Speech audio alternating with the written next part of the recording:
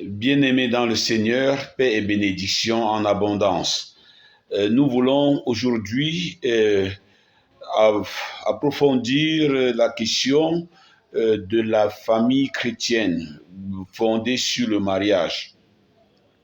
Nous avons déjà eu par le passé l'occasion de parler des fiançailles comme un moment important pour deux personnes qui veulent vivre ensemble. Un moment important afin qu'ils puissent se connaître, afin qu'ils puissent apprendre à communiquer, afin qu'ils puissent apprendre à s'accepter. Première étape. Et la deuxième étape, c'est afin qu'ils puissent parler à Dieu réellement de ce qu'ils veulent faire. À cette occasion, nous avons eu à admirer le fait que quand Tobie, après avoir cherché longtemps, trouve une femme, et quand sa femme aussi, après avoir subi plusieurs déceptions par les décès de ses fiancés, la mort qui frappe les couples sans Dieu, quand les deux se sont rencontrés, ils se sont mis à genoux pour confier leur projet à Dieu et pour rendre Dieu présent dans leur vie. Voilà pourquoi le temps des fiançailles devient le temps où les époux doivent apprendre à se connaître et à se présenter devant Dieu, à dire à Dieu ce qu'ils veulent faire. Voilà pourquoi l'Église accueille toujours des personnes mûres et en supposant qu'ils ont fait ce pas de la connaissance réciproque, qu'ils ont posé au moins les bases de la communication et de la communion. Et nous cherchons le plus souvent à fragiliser la notion du mariage à partir des échecs, au lieu de nous poser la question: quel est le secret de la réussite d'un bon mariage, d'un mariage et de la fondation, donc par là même d'une famille? Beaucoup pensent que un mariage réussi est un mariage qui a été célébré avec faste, où on a eu des garçons d'honneur, des filles d'honneur, où les maris ont fait leur exhibition, leur show, se faisant applaudir, ce qui n'est pas mauvais. Mais là, il n'y a aucune garantie. Ce n'est pas la garantie d'un beau mariage. Un beau mariage n'est pas un mariage qui a été très bien célébré. C'est un mariage qui repose sur des fondements divins, sur des fondements de la maturation et de l'élévation spirituelle individuelle de chaque membre du couple et des deux. Donc on ne se marie pas pour le show qui se fait le jour du mariage. Et beaucoup de personnes refusent finalement aussi de se marier parce qu'ils sont incapables financièrement de faire le show. Et aujourd'hui, de plus en plus, on rivalise pour faire le plus grand show, les plus grandes salles, les plus grands habits, les plus chers habits de noces, les plus grosses voitures, les plus belles danses, les plus grands musiciens. C'est de la vanité mondaine. Ça ne fait pas partie de la beauté du mariage. Nous ne savons pas ce qui s'est passé aux noces de Cana. Un couple tellement pauvre qu'au cours de leur mariage, le vin est fini. Mais un couple tellement heureux parce qu'ils avaient Jésus présent dans leur mariage. Et quand Jésus commence à transformer ton eau en vin, au premier jour, tant qu'il est présent, il le fera. Donc nous insistons beaucoup sur les fiançailles comme période où on se connaît. Aujourd'hui, les gens se connaissent beaucoup sur Facebook, sur WhatsApp, sur les réseaux sociaux. Et on se dit des choses réciproques, on se met de la peinture réciproque. Et finalement, beaucoup se marient sans se connaître. Le peu de connaissances qu'ils ont eues, c'est les maquillages réciproques. que chacun a fait de sa personnalité et l'a présenté à l'autre sur les réseaux sociaux. Aujourd'hui, nous voulons rappeler que la connaissance est une épreuve. C'est une épreuve au cours de laquelle on se présente à l'autre, on découvre les faiblesses de l'autre et on apprend à être même le remède de ces faiblesses. Nous y reviendrons certainement. Nous voulons parler aujourd'hui du caractère sacré du mariage et de la famille. La famille et le mariage sont deux institutions sociales fortement sacrées. La Bible, la parole de Dieu, s'ouvre sur deux personnes que Dieu met ensemble, Adam et Ève. Le ministère public de Jésus commence lors d'un mariage à Cana, dans l'évangile de Jean. Et à la fin de la Bible, on nous parle des noces de l'agneau finalement. C'est l'agneau, c'est le Christ lui-même qui embrasse l'Église comme son épouse. Donc, le terme mariage et terme alliance est suffisamment sacré. La société, les pouvoirs politiques s'en sont emparés à juste titre pour garantir le côté contractuel. Parce que tous les événements de notre histoire sont marqués par la fragilité et donc la possibilité de souffrir demain. Le mariage, les pouvoirs politiques ont cette capacité de garantir, de protéger contre les agresseurs.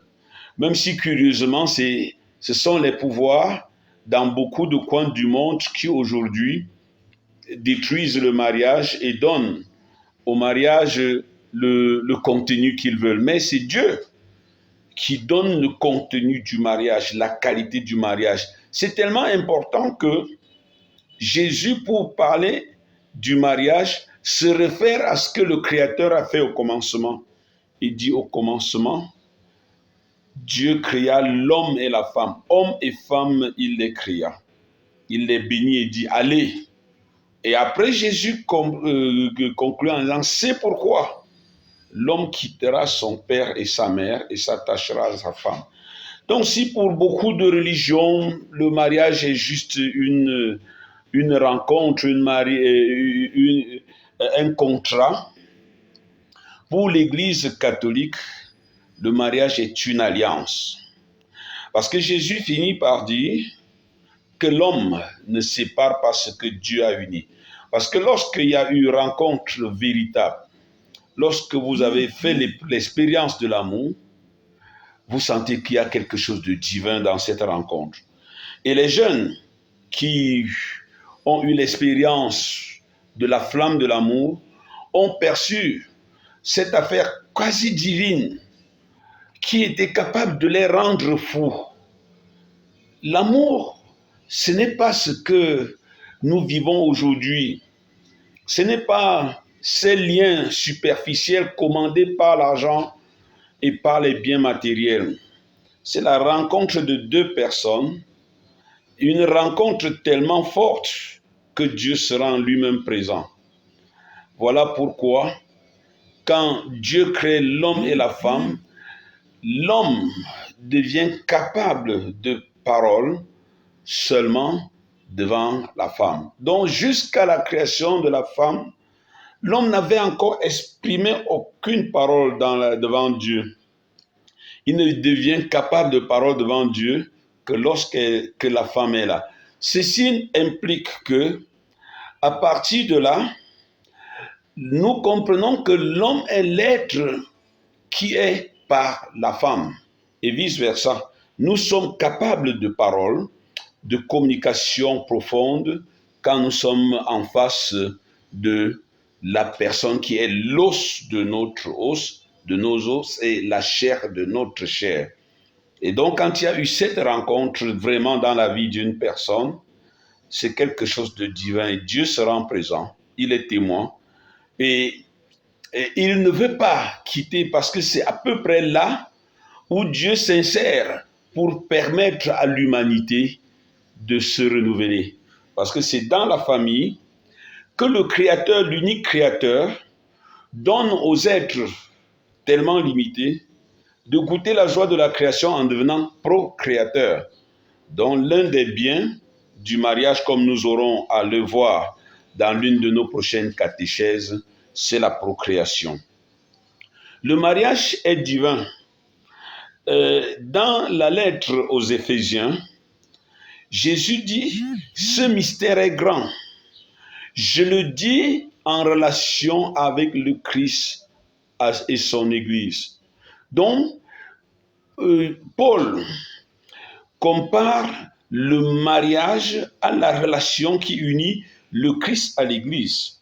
Nous devons lire tous les chapitres d'Éphésiens au chapitre 5, 6 et 7, où Paul, à un moment, pour donner le code familial, pour nous expliquer l'amour familial, prend l'exemple sur le Christ.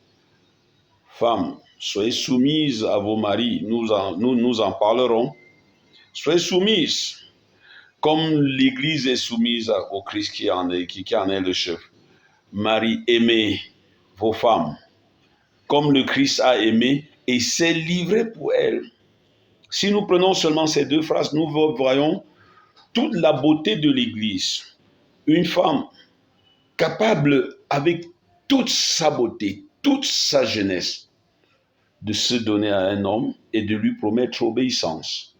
Aujourd'hui, c'est vrai que la notion d'obéissance semble rebuffante. Ça, c'est l'esprit du monde. Ça, c'est l'esprit du monde. La femme qui n'est pas soumise, qui n'est pas obéissante, on ne parle pas de la soumission de l'esclave. Cette femme-là, même dans la vie ordinaire, est un danger. Un danger pour elle-même.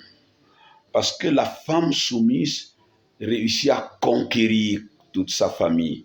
Quand une femme est soumise, elle obtient de sa famille et de sa belle famille même ce qu'elle n'a pas demandé. Parce que quand une femme est soumise, toute sa beauté s'extériorise. Elle est capable, simplement dans son silence, d'obtenir des choses que les autres, qui par leur arrogance n'arrivent pas à obtenir. Quand une femme est soumise à son mari, le rendant heureux, lui donnant de la douceur dans la vie, de la tendresse et de la compréhension, cet homme, qu'est-ce qu'il cherchera sinon à la rendre heureuse? Et aussi maintenant, le Christ demande aux hommes quelque chose de fort. Aimez vos femmes, comme le Christ a aimé. C'est Paul qui demande, excusez, comme le Christ a aimé et s'est livré pour elle, être capable de mourir pour une femme, parce que le Christ s'est livré, est mort pour son Église. Voilà la preuve suprême, être capable de mourir, c'est-à-dire de tout donner, jusqu'à donner sa vie. Voilà le mystère sacré de l'Église. Si pour la société, le mariage est un contrat social, ce qui est du droit politique et n'est pas discutable, mais le politique n'a pas le droit de définir ce que c'est que la famille. Il a le devoir de protéger la famille. Donc si le pouvoir politique caractérise le mariage de contrat, si certaines religions pensent aussi que c'est un contrat, pour l'Église, c'est une alliance. Et qui dit alliance dit amour. Qui dit amour dit unicité, originalité et, je pourrais dire, éternité. Parce que même lorsqu'on dit jusqu'à ce que mort nous sépare dans le mariage, si un membre du couple se tourne et demande à l'autre, donc si je meurs, tu vas encore te marier, il dira non, tu es unique. Parce que même si nous disons que cette alliance cesse avec la mort, le mariage a quelque chose déjà d'éternel. Voilà pourquoi on dit que c'est divin. Voilà pourquoi nous voulons faire ces catéchèses qui arriveront pour protéger, pour nous refaire un enseignement sur nos familles et les protéger. Et je vais finir cette vidéo en disant, la famille est le lieu où le monde peut retrouver la lumière véritable, peut retrouver le bonheur véritable. chacun ne peut hurler que dans sa famille, hurler véritablement. Et c'est pour ça que souvent nos réunions familiales deviennent les lieux où nous discutons chaudement, on s'affronte. S'affronter en famille, c'est très normal parce que on a l'impression d'avoir le droit sur l'autre car c'est le sang, c'est le sang. Donc la famille est tellement précieuse pour Dieu et Dieu se rend présent dans nos familles. Donc la famille est tellement précieuse que le démon sait que pour détruire le monde, il doit détruire les familles. Voilà pourquoi il s'est infiltré dans nos familles, éloignant les uns les autres, même s'ils vivent côte à côte, détruisant la nature de la famille par les mauvais liens qu'on écoute aujourd'hui dehors, homosexualité, etc. Et nous prions pour ceux qui sont malades de cela, mais c'est une maladie et on doit les aider à se soigner. Donc, ils doivent se soigner, on ne doit pas dire que c'est bon et on laisse comme ça. Donc, le démon sait que pour détruire le monde, pour faire de ce monde vraiment le royaume de l'enfer, l'antichambre de l'enfer, il détruit les familles. Et ceux qui ont des familles détruites comprennent à peu près ce que je veux dire. C'est pour cela que je souhaiterais que ces catéchèses, nous allons faire une série de catéchèses seulement sur la famille et sur le mariage et sur la famille pour montrer la sacralité de la famille, pour sortir les astuces à proposer aux conjoints pour la protection de la famille. Tout à l'heure, nous avons un peu introduit la notion de l'obéissance. La notion du sacrifice arrivera, la notion du dialogue et de la communication, l'unicité dans un homme et une femme, l'indissolubilité, les différents piliers du mariage. Voilà ce que nous vous proposons pour les prochaines éditions de nos catéchèses populaires. Merci de pouvoir partager aussi nos réflexions, nos vidéos. Merci de nous retrouver très prochainement. N'oubliez pas qu'en cliquant abonner en bas de cette vidéo, de cliquer aussi la petite clochette pour que chaque fois que nous mettons une nouvelle vidéo, vous soyez avertis. Soyez bénis.